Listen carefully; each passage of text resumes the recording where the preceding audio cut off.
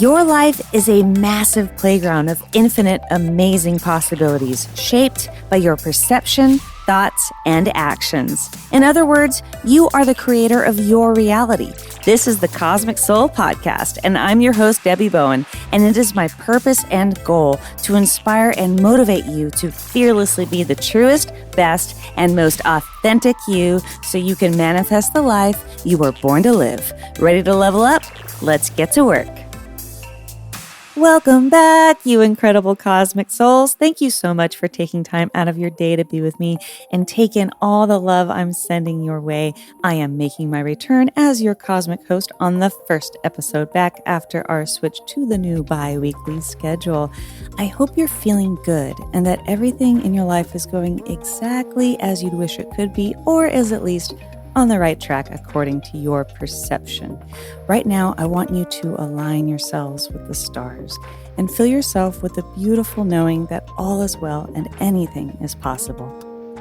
On today's episode, we are starting off as per usual with our tarot card leading the way. We've got a new Oracle deck debuting, which I am super stoked about, and I'm going to be reading an informative and uplifting excerpt from a wonderful book that actually inspired me to start this podcast, along with a slew of other extraordinary things.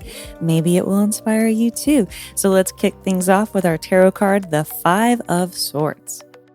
A sly-looking man, seemingly full of contempt, is picking up 3 swords from the ground. As he glances over his shoulder, 2 men walk away with their shoulders slouched, clearly displaying a sense of sadness and loss of some kind.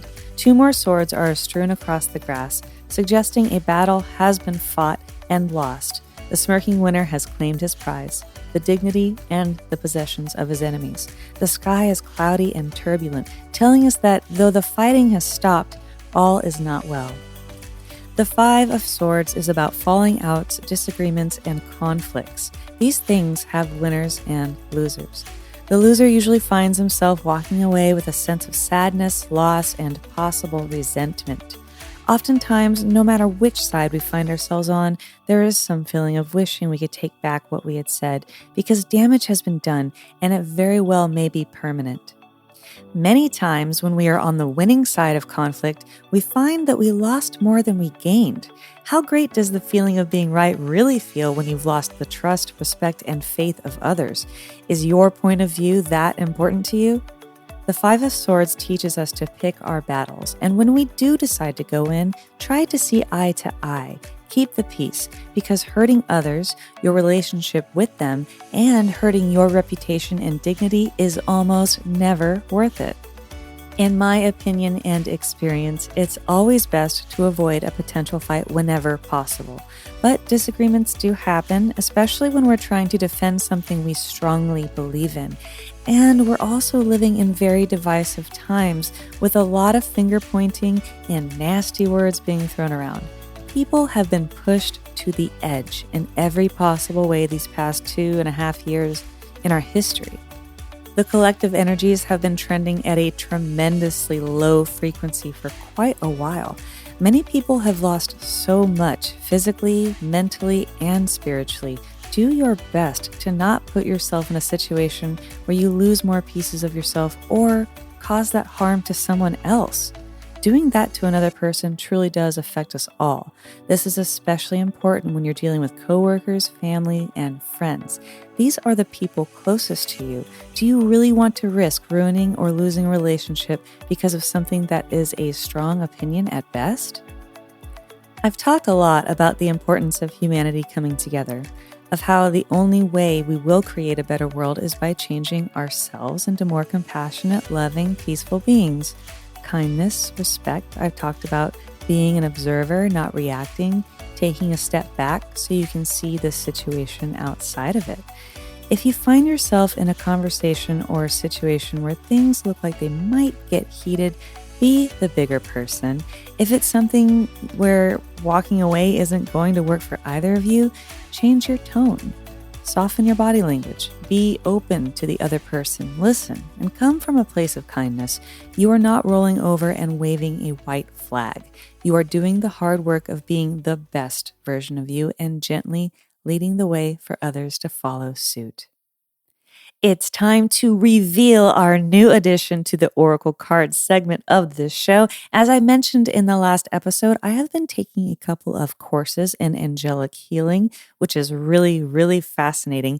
And I wanted to get some angel-themed cards to complement my practice, but pretty much all of the decks out there portray angels as very human-like, which is pretty, I guess, but not exactly how I personally envision angels.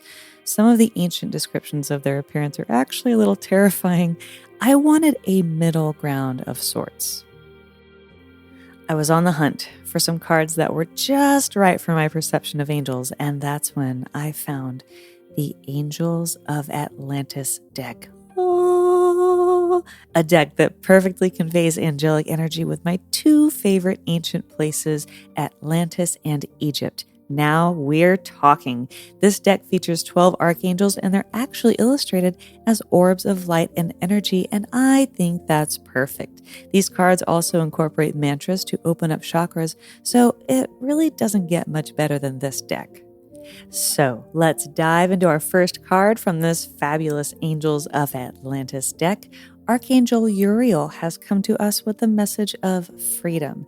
Let me give you a brief overview of Archangel Uriel before we dive into the message. Uriel is the archangel of the element and realm of Earth, putting him in charge of anything going on in our material world. He is also one of the 4 Watchtower angels presiding over the North. We have Michael in the south, Raphael in the east, and Gabriel in the west. Uriel is the archangel of peace and can be a great help when you or your world is in turmoil. If you ask him, he can bring you inner peace, tranquility of spirit, and the renewal of hope. A fascinating tidbit about Uriel: he is the archangel of magic and owning your personal power. Yes, Uriel actually brought humanity alchemy, astrology, and magic. Maybe that's why he isn't directly mentioned in the canonical scriptures. Now, on to the card, which is freedom.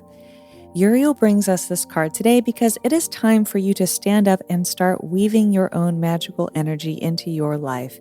He wishes to inspire you with the understanding that we all have deep and powerful energies that create our realities. As creators, our every word, intention, and action creates the world that we are experiencing on a day-to-day basis. This is our magic. When we understand that we do have control over our lives and that we do have a say in how we experience the events that come into our worlds, we become responsible and powerful. And it is in this energy that we become free. Our freedom is intertwined with our willingness to let go of the things that are hurting us and to take responsibility for our experiences. When we allow ourselves to think and respond in positive ways, our magic begins to weave the grand and amazing possibilities that form before us. You can call on Archangel Uriel to help you out in claiming your power with confidence. All right, we are going to move right on into our affirmations for today, and these are aimed at getting us in the mindset of compassion and empowerment so we can exist in peace and understanding with each other, as well as recognize and step into our amazing personal power. Let's start by taking 3 slow and deep breaths.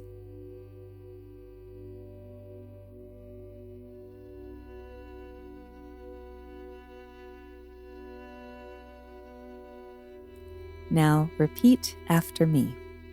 I am one with everything and everyone. I am one with everything and everyone. I am one with everything and everyone. I am free to be myself at all times.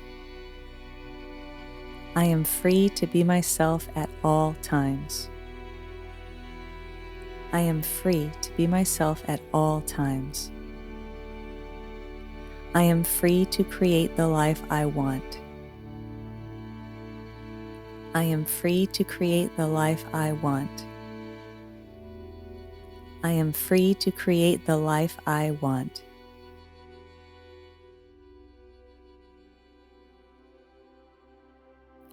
Today, I'm going to do something a little different. We are adding a new section to the show. This is something that we're just kind of playing with, see how it goes. You guys let me know how you like it. But I'm going to read you a short section from a really great book that got me super motivated to pursue my truth with courage, confidence, and excitement. This is from The Magic of Manifesting, 15 Advanced Techniques to Attract Your Best Life Even If You Think It's Impossible Now by Ryuu Shinohara. I'll share with you an excerpt from the introduction first, and it's called Manifestation in the True Reality. Time is something that has a massive grip on all of us. We live our lives by the clock and have developed Pavlovian responses to it. The minute it strikes 1 in the afternoon, our stomachs rumble. The minute the clock goes past 11 at night on a weekday, we feel sleepy, and so on. Here's the thing. Time is no longer an asset, but a psychological need for the ego. It's just a construct we have created to organize ourselves better.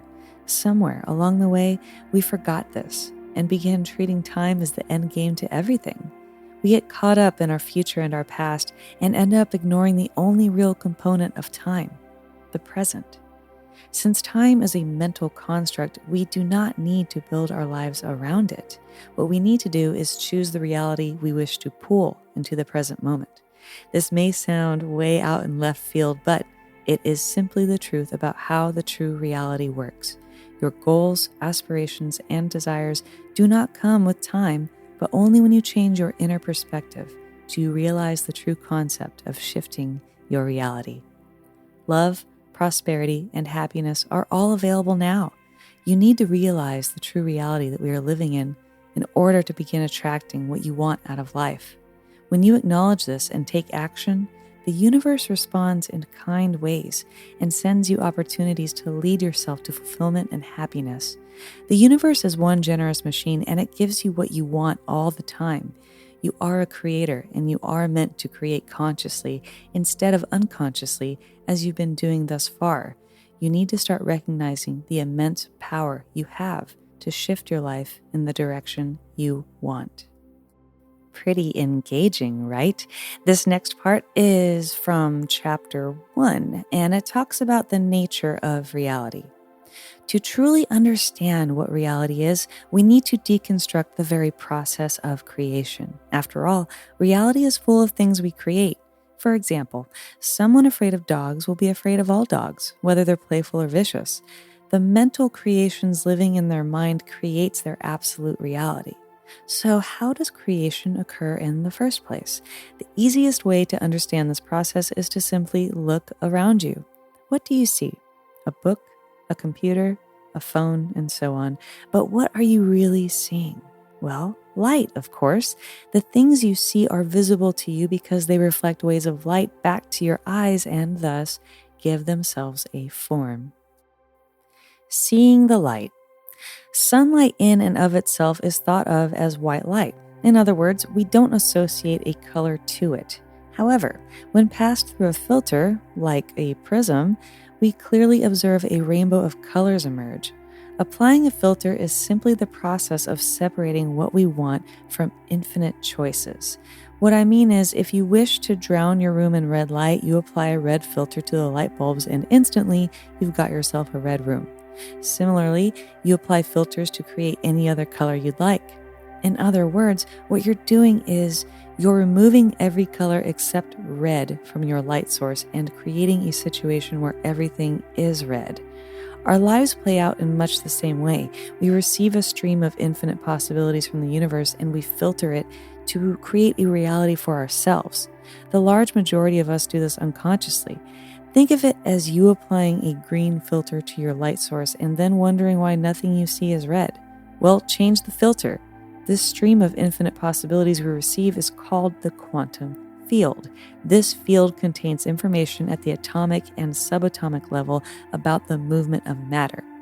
Thus, it is the record of infinite parallel realities that exist based on the filters you apply to this stream. The quantum field is a complex energy structure and as such can only be described in a theoretical manner by current physics.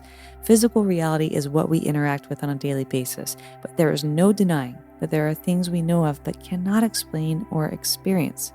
This is the metaphysical component of reality, and this is where we, understandably, experience the most debate and resistance within ourselves. Our minds are receptors of infinite consciousness, but are not fully equipped to handle the metaphysical realities of our existence. We are always requiring proof in the form of physical reality and end up choosing only that which we can comprehend. Thus, we end up creating whatever it is we understand possible for us, whatever we believe in. When viewed in this light, Henry Ford's quote, "Whether you believe it or don't, you're right," opens up a whole new world of possibilities, doesn't it? The infinite stream is really just a huge tree with numerous branches, all of them interconnected with one another. The filter you apply determines which reality or branch you choose. And that again was from The Magic of Manifesting, 15 Advanced Techniques to Attract Your Best Life, Even If You Think It's Impossible Now, by Ryuu Shinohara. A fabulous and inspiring book that you can actually buy in the Kindle store for just $2.99. It was literally like jet fuel for me to start living my truth, and I am so very grateful for it. Let's close today's show with a challenge for you to take on and raise your vibration to those manifesting heights. We're going to play with entrainment. What is entrainment? Here's a quick overview from my Reiki master, Lisa Powers. Entrainment is the tendency for two oscillating bodies to lock into phase so that they vibrate in harmony. In 1665, Dutch physicist and scientist Christian Huygens found that when he placed two clocks with pendulums on a wall close to each other and swung the pendulums at different rates, eventually they would end up swinging in sync at the exact same rate. Huygens realized that this concept applied to not just pendulum clocks, but as a basic law of physics. Like attracts like. Our challenge is something you've probably done hundreds of times in your life, but let's go for it again because it never gets old. Whenever you're not feeling quite energized or whenever you need a vibe boost, it's quite simple to start moving up.